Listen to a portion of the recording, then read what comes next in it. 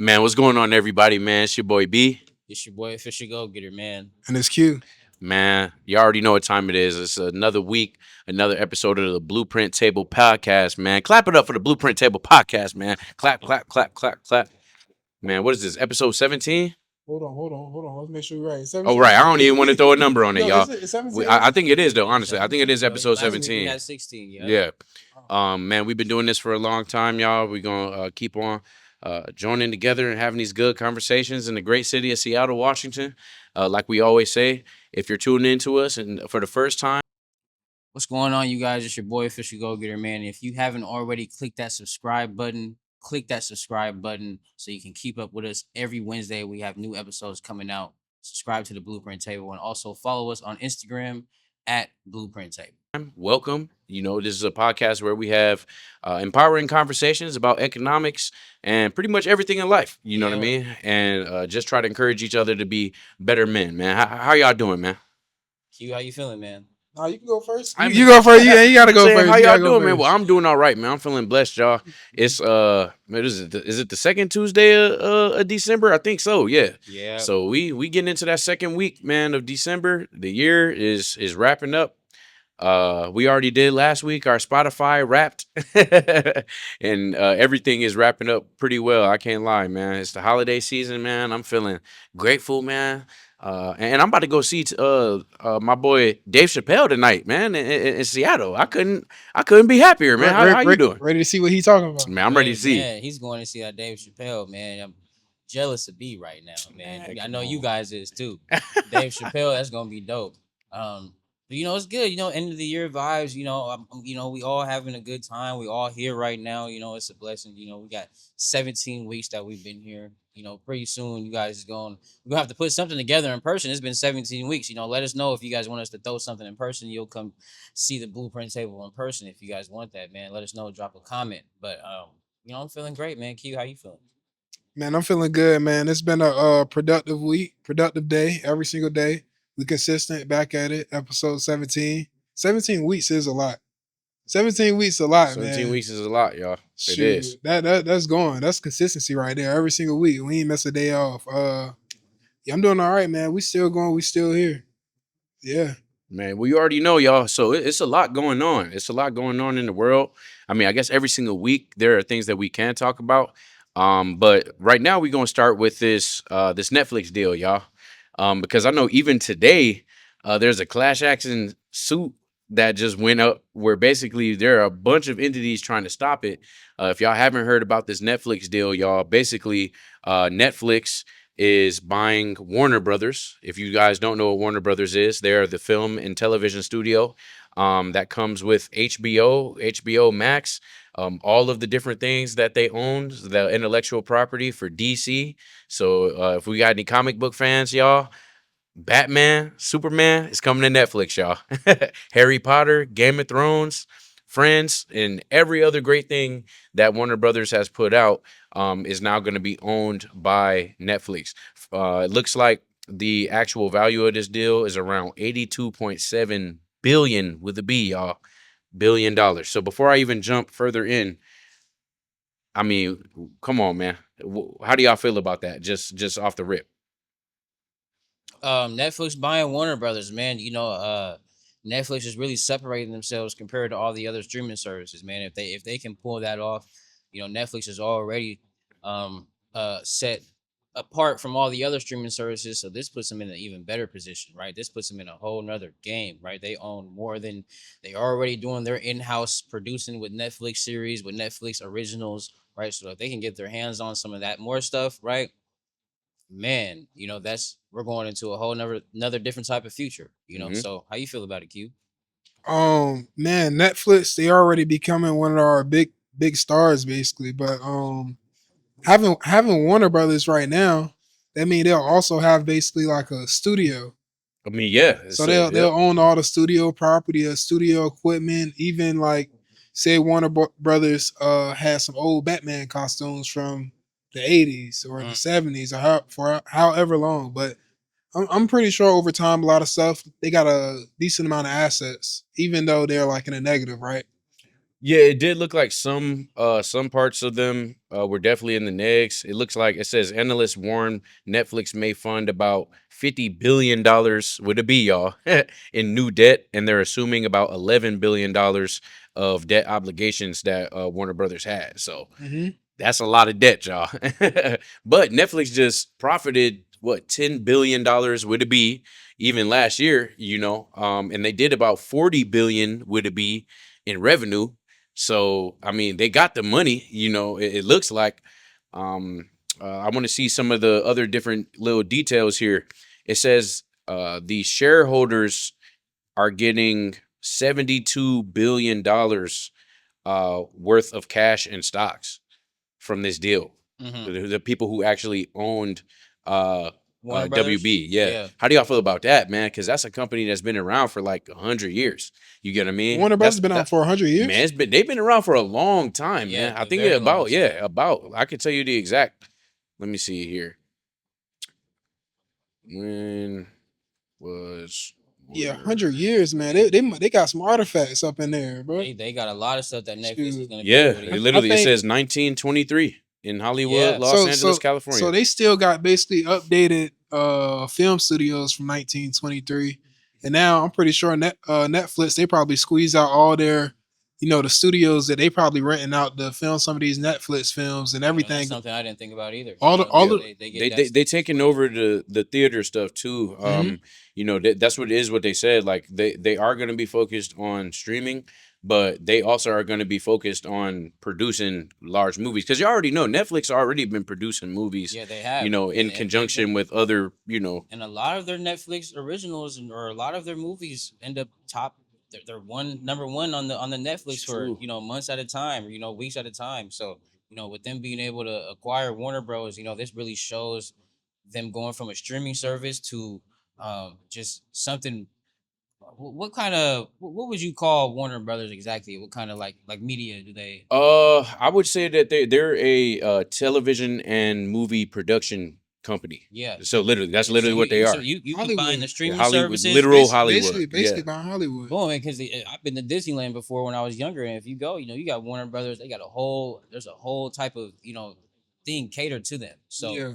um, there'll be streaming services plus that production and television stuff. That Netflix is really setting themselves apart. And like B said, even though they are taking on some debt, they are profitable right now. They do have billions coming in.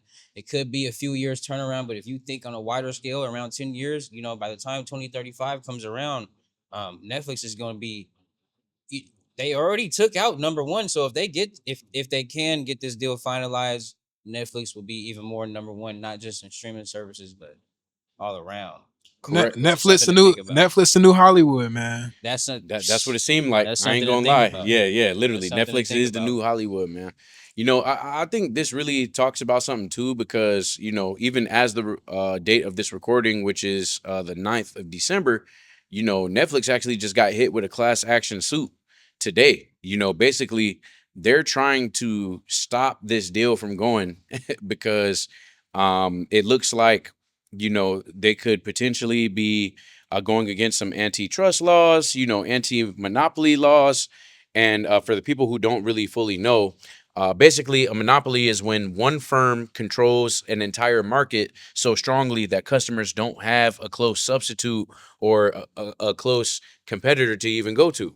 You get what I'm saying?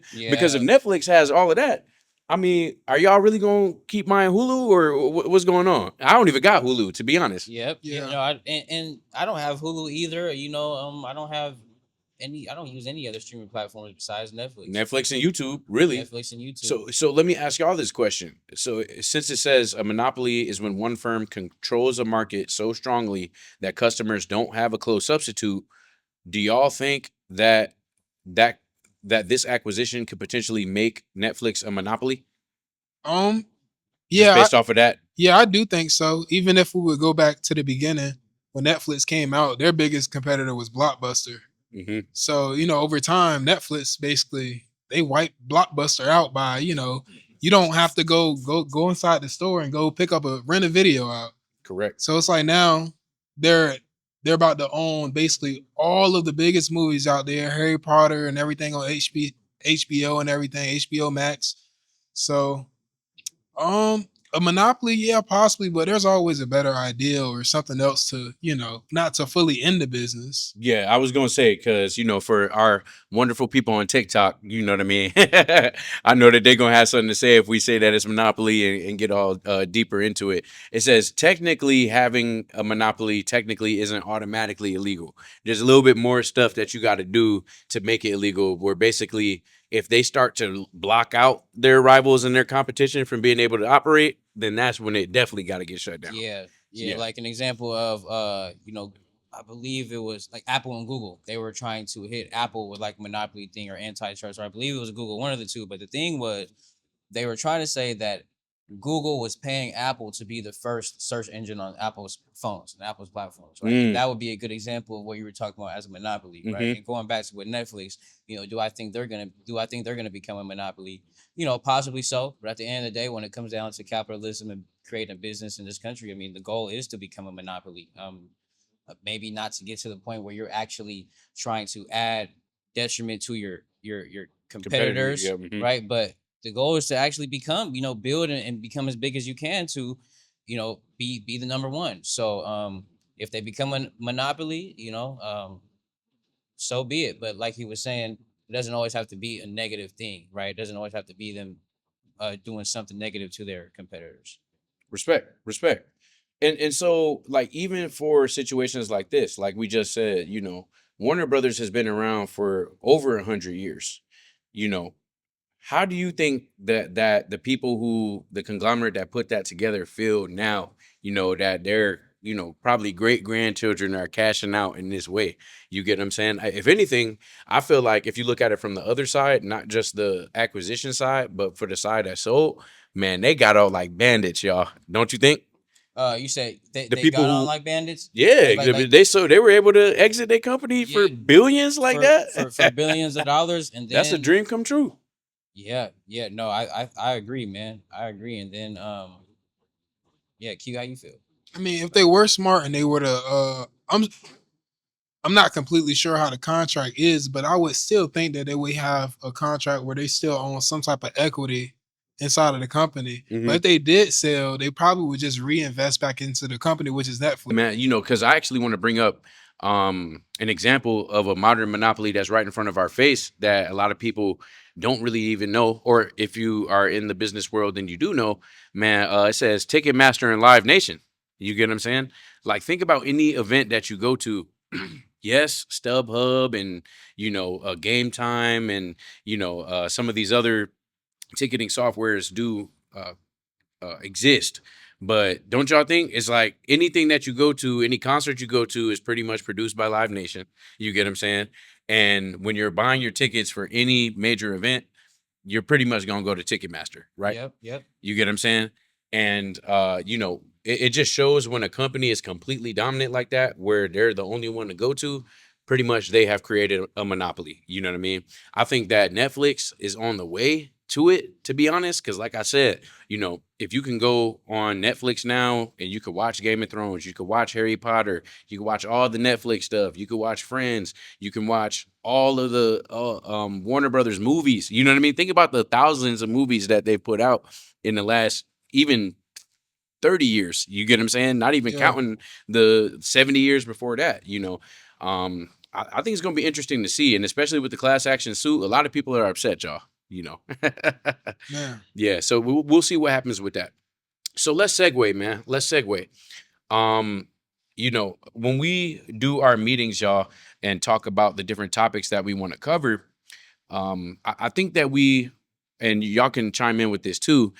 We've been wanting to bring it back to the roots. You know what I mean? Of when we first started. You get what I'm saying? The blueprint table, it represents, young adults coming together and having discourse and conversation through our own lessons that we've learned through things that we're studying. And official go getter came to us yesterday and was like, "Hey, y'all, maybe we should talk about something real fast. We're ending, or we're ending the midpoint of the 2020s. You know what I mean? We're all in our 20s. Let's have a conversation and talk about some of the biggest lessons that we've learned through this decade of life. Is that basically, am I Yeah, articulating that yeah, all right? that's exactly what I was looking to ask you guys, specifically you two, because you guys have the perspective of, somebody who's been in their 20s for, quite a while now, Almost a decade. slowly exiting, so, Yeah, Right, right. yeah, I'm Unc, y'all. golly. Hey, oh, He, y'all, bro said slowly exit in there, you bro. guys are slowly getting to that point. So, you guys, with you guys having the experience that you have, and with me being 22 and anybody else being younger watching this, I want to ask you guys, what truth do you guys think you guys learned during this decade in your 20s that hurt, but also changed your whole life? man, you want to start with that, Q? Oh yeah, I'll say for me something that I learned in my 20s. I would say patience. For the most part, don't be rushing to get them just because you make some money or just because you made a lot of money. Don't like rush to get the most nicest thing and trying to flex or just not even trying to flex, just trying to feel good, make an item feel good when it's really a liability. And really just really watch who you hang around because the people you hang around all the time, they really gonna dictate how you like your outcome in your future. So you really want to surround yourself around some good people. Some people that you love, you still might have to separate yourself. That's some of the key things that I learned though, what I think of so far. Sure. Mhm. Yeah. Man, because I feel like that's such a loaded question because your 20s are is like probably your most impactful decade of your life. You know what I mean? You Yeah. change so much. And it's one of those things where you really can't even understand it until you experience it. For those who are watching, maybe you're 18, 19, 20, 21, 22. The difference between 22 and 28, y'all, is a crazy difference. It's a crazy difference. I'm gonna say on in a couple of different facets. I'm gonna say something like your self-esteem and worrying about what other people think.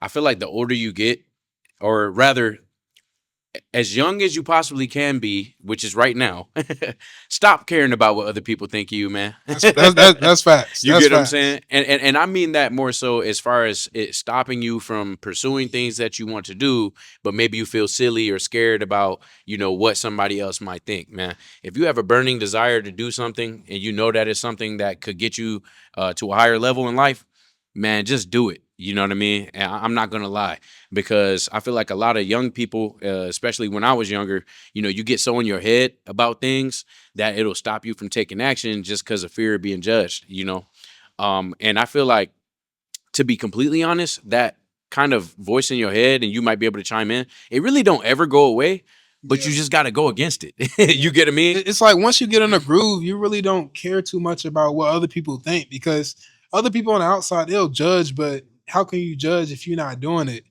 Can you really do what I do? Can you really, So the outside opinion, the older you get, you are right, and I start I'm feeling trying to that tell you. now. I'm just like, bro, you grow up and going through high school. You know what I'm saying? People feel this type of way, or Mhm. some people in the city may think they popular or something like that, or have like you can't do certain stuff. Like, you just gotta just stick to yourself and just do what you got to do for real. Got to. I ain't gonna Yeah, lie. That's something big. The older it's you huge. get, you'll understand. Also, you probably have heard the quote, comparison is the thief of joy. Man, stop comparing yourself to other people too, because exactly what Q just said, you really don't know anything what's going on in nobody else's life or their shoes because you're not living it. So even if you feel like other people are ahead of you on social media or whatever the case is, one, you don't know how much money they got in their bank account. Nope. You don't know what they did to get that money. You get what I'm saying? You don't know what they did to get those cars, and you also don't understand some of the other things that they may possibly be going through that they don't show you. You get what I mean? So I would say stop worrying about too much what other people think, or rather, what lessons I learned is that you shouldn't care too much about what other people think, and you shouldn't let their opinion of what you're doing stop you from pursuing it. Also, don't compare yourself, and that's just mentally.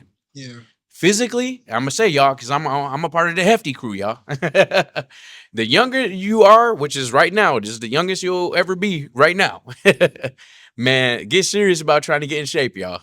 Because again, the difference between 22 and 28, trying to tell you, you know what I mean? Whether it be trying to build your muscle and lose the weight and just build new habits, I feel like the older you get, if you haven't already been practicing build new habits, it gets harder and harder. What do you have anything to add to that one?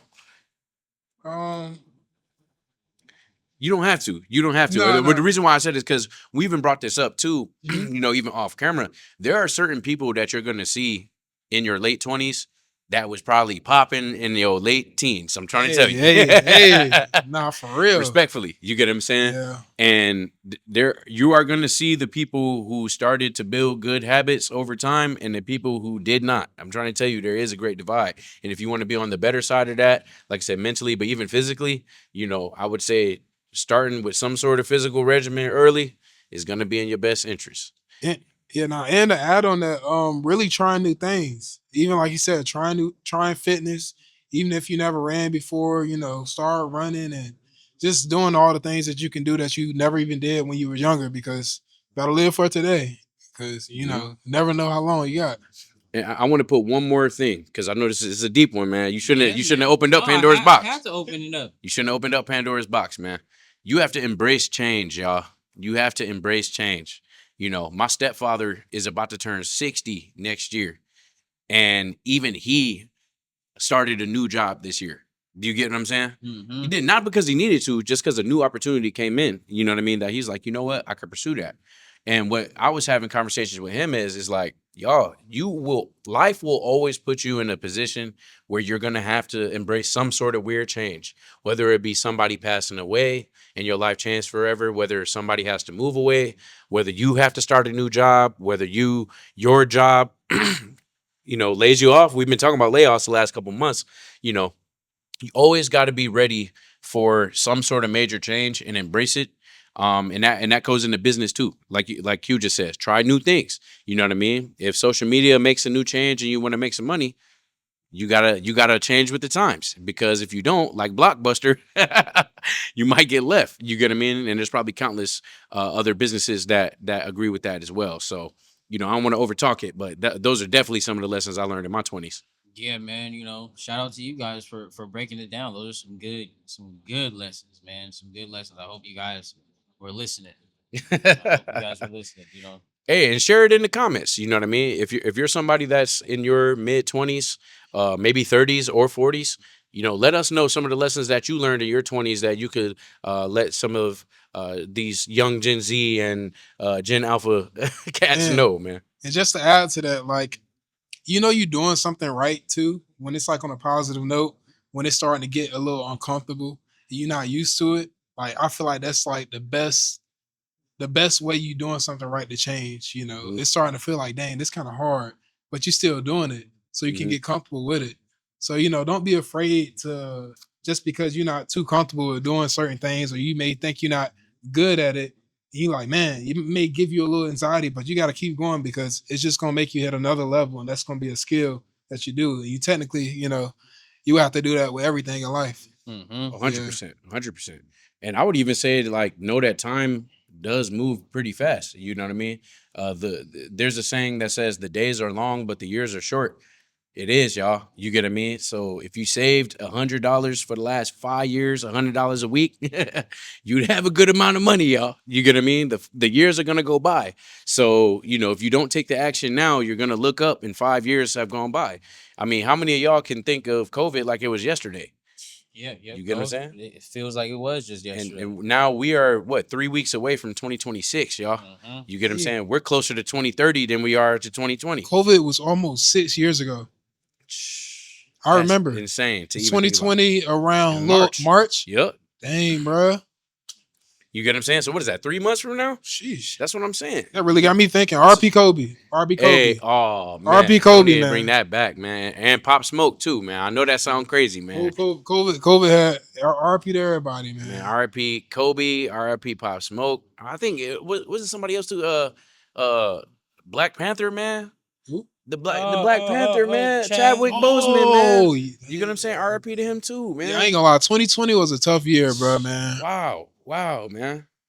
So yeah, but take that It's like if you can look back at COVID and be like, wow, where did the time go? Trust me, y'all, it's gonna happen again. You're gonna look up and it's gonna be 2035, and y'all gonna be the old heads trying to talk to somebody in their early 20s who ain't listening Yeah.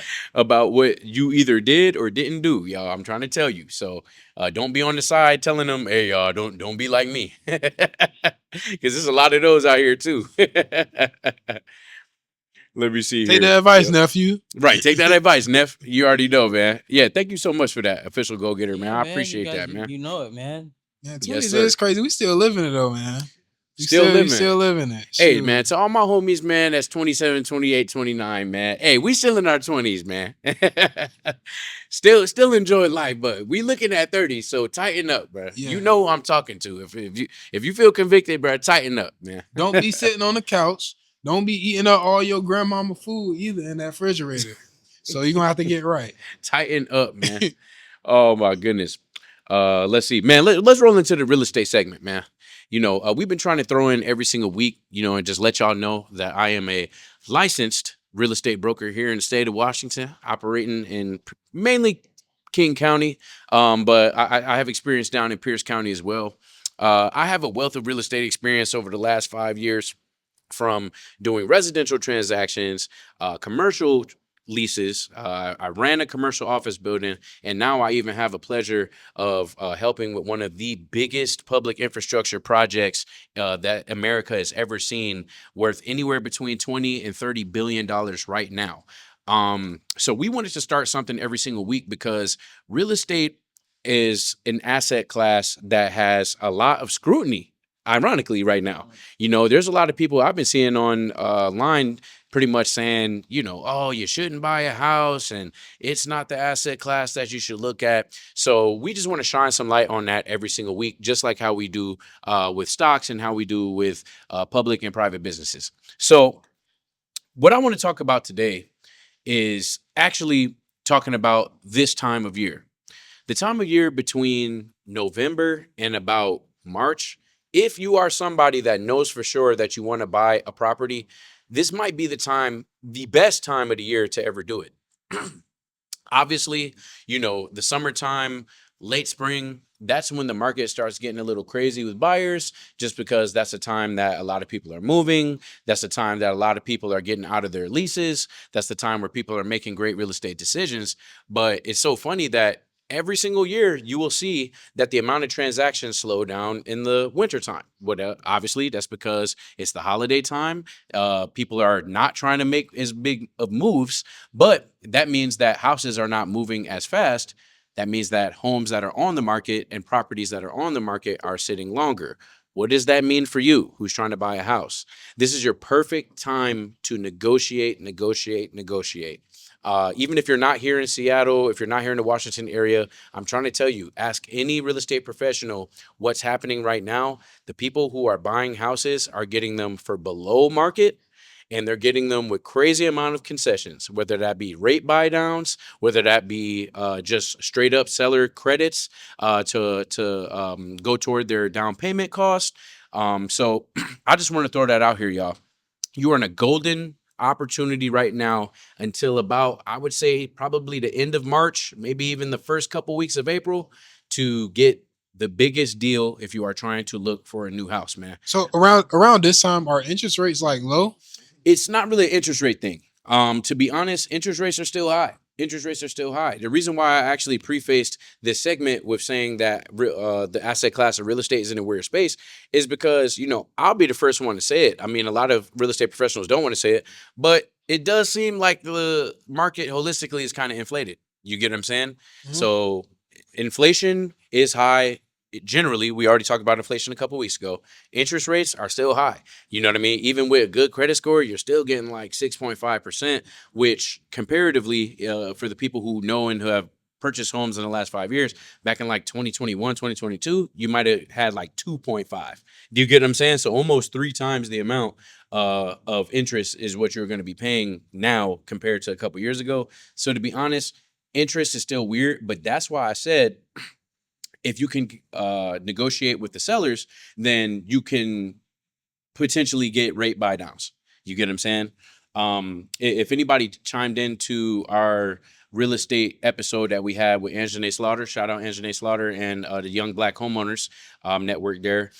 She was talking about those rate buy downs. You know, every buyer that she's working with right now is getting a bunch of concessions. When you're negotiating with sellers, you're either getting a buy down for the rate or you're getting a combination of that plus help for your down payment assistance. So what is the rate buy down usually like? If you would do it like a percentage wise or a percentage of the Mhm. interest that you would pay over time because of the high interest rates, how Correct. much does it bring it down by? So generally, I've actually done a transaction where we were able to get the rate bought down 3%. Mm. But, you know, it was a situation where for the first year, it was 3% off. So let's say hypothetically the interest rate was 6%.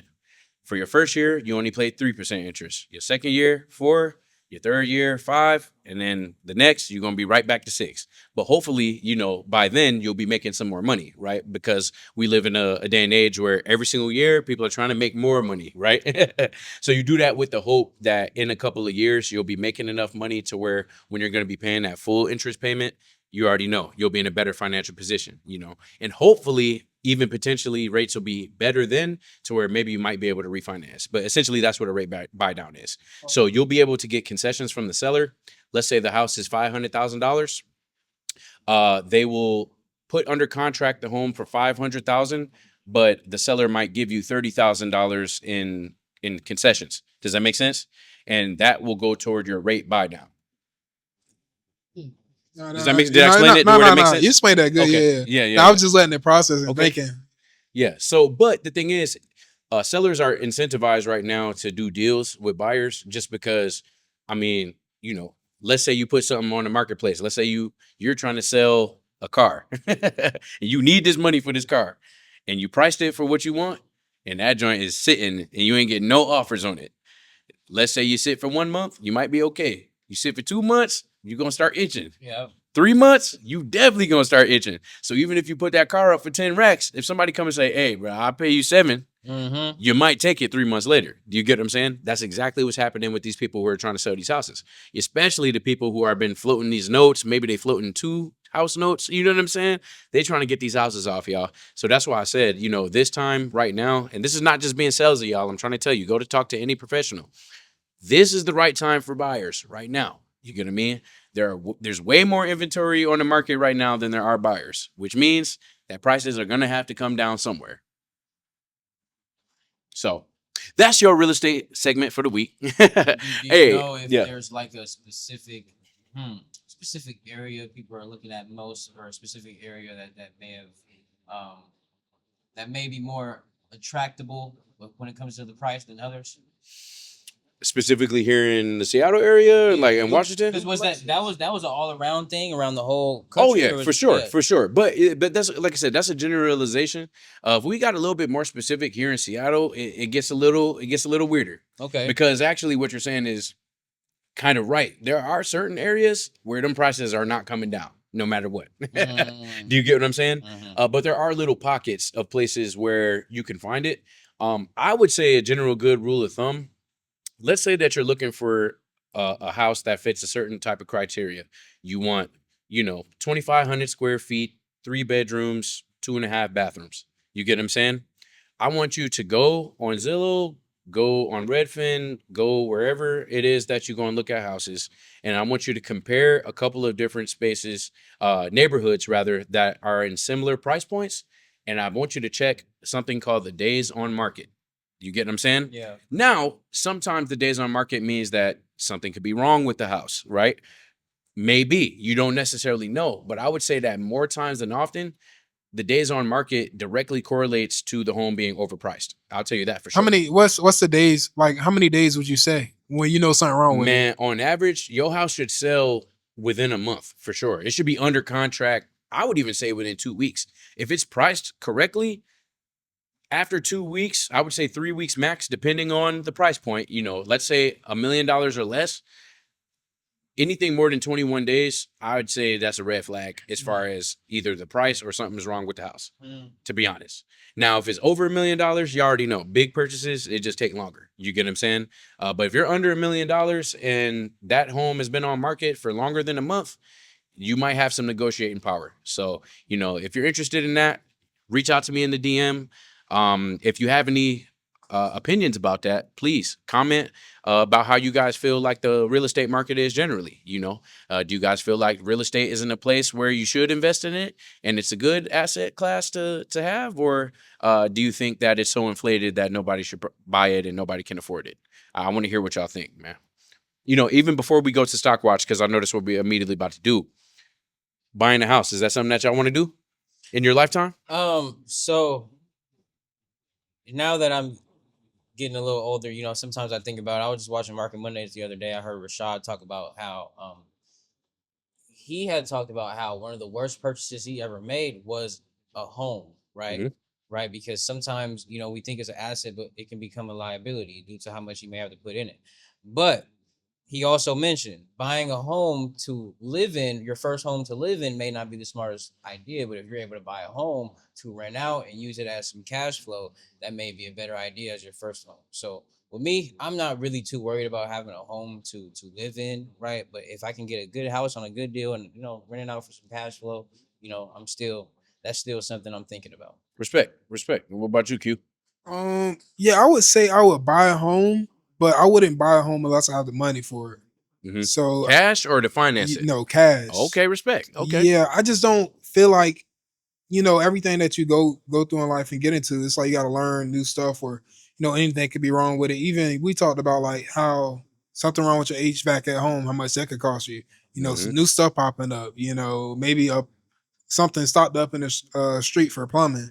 I just don't think right now like would be like, well, for me, to buy a home, even if I could get a loan out for it, it's like I'm still stuck to that debt. So, and I'm still stuck to the home if I don't rent it out. And if I do rent it out, what if I get a bad tenant? Now I got to deal with a bunch of bad tenants.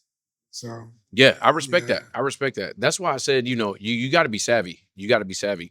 I feel like it's one of those things you could compare it to stocks, and this will be a good segue as we get into Stock Watch. You know, it may not be smart to buy every single stock on the stock market. You get what I'm saying? Individually, and put your all into that.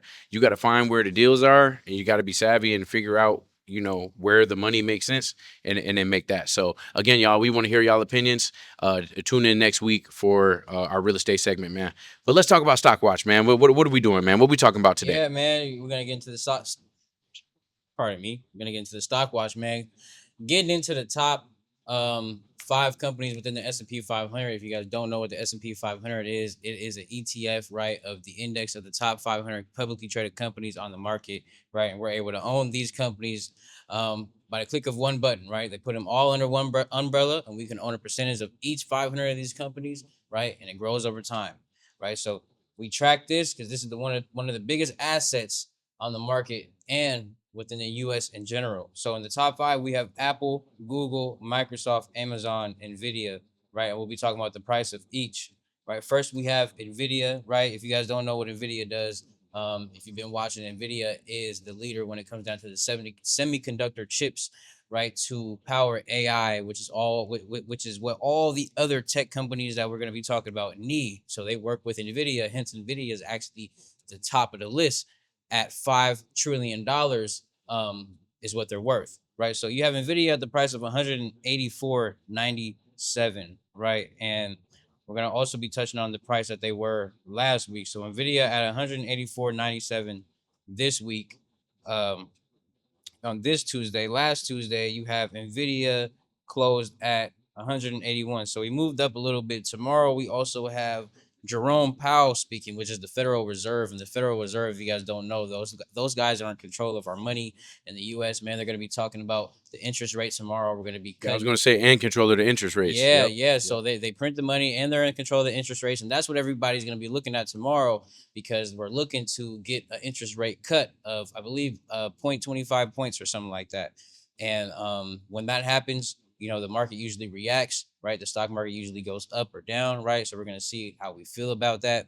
So that's what people are waiting for, and that's going to be a big day tomorrow, which is Wednesday. You got Amazon at the price of $227, right? Amazon at the price of $227. They have moved up just a little bit since last Tuesday. They closed last Tuesday at 226. They ended up moving up all the way up to 239.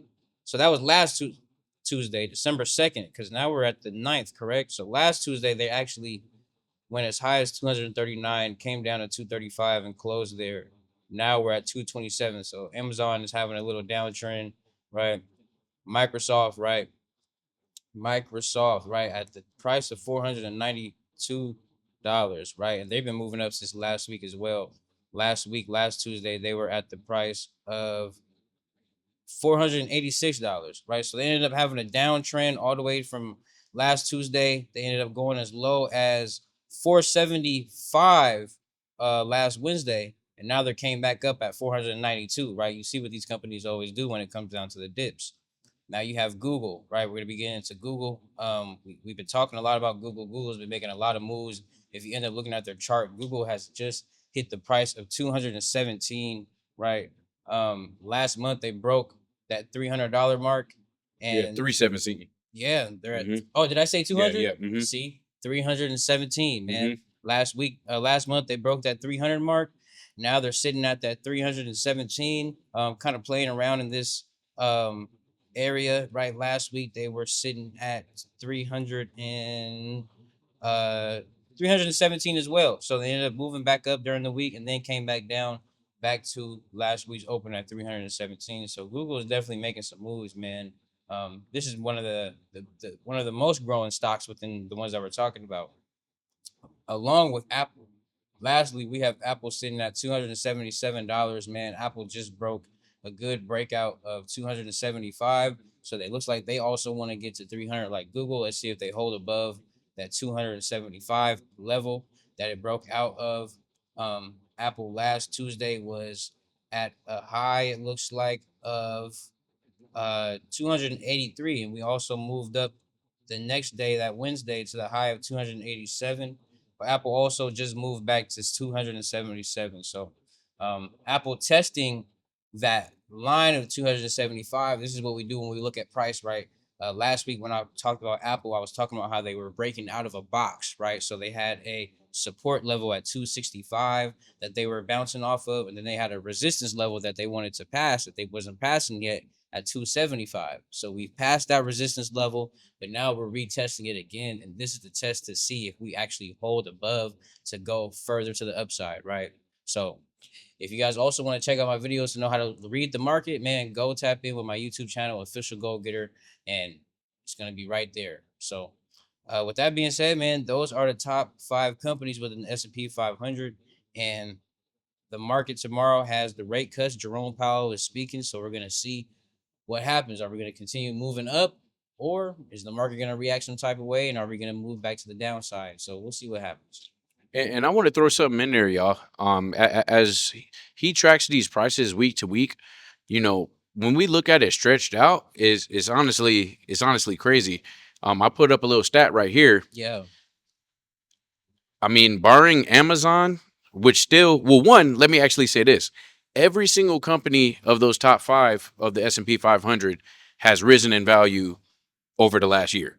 Every single one. Biggest movers are looking like Microsoft, Nvidia, and actually Google, man. Yeah. It says Google is up 68% year over year, you know, from a year ago to now.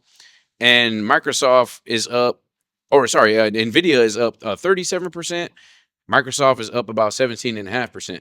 So, you know, the reason why we wanted to even start this segment is so that you guys can see, yes, week to week, we can get granular with it.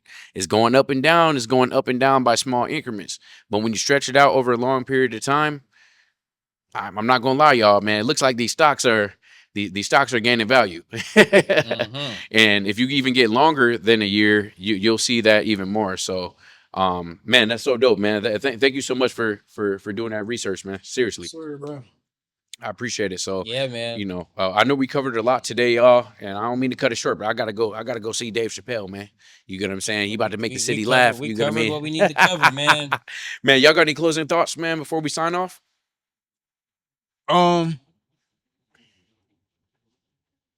No, not too much. Not too much. It's all right, man. But you already know, man. We had a couple people say, man, y'all need a call to action. Y'all need a call to action. Man, the call to action is this, man. You see that little subscribe button down there? You get what I'm saying? click it. Click the subscribe button, man. Follow us and subscribe to us on YouTube. Follow us on TikTok. Follow us on Instagram, man. If you heard anything that you disagree with, if you disagree with anything, let us know, man. Get in the comments. Rash us out. You get what I'm saying? Correct us. Let us know, man. And if you like the conversation and you just want to add on to it, please leave a comment. And actually, if you could even share it with a friend, share it with somebody that you feel like needs to have this conversation in their life, we would greatly appreciate it, man. Yeah, man. You know, like Brandon said, like, comment, subscribe, and we'll catch you guys next week. You already know what time it is, man. It's your boy B. It's your boy Fisher Go Getter. That's Q. It's the Blueprint Table Podcast, y'all. We'll catch y'all next week. Yes, sir.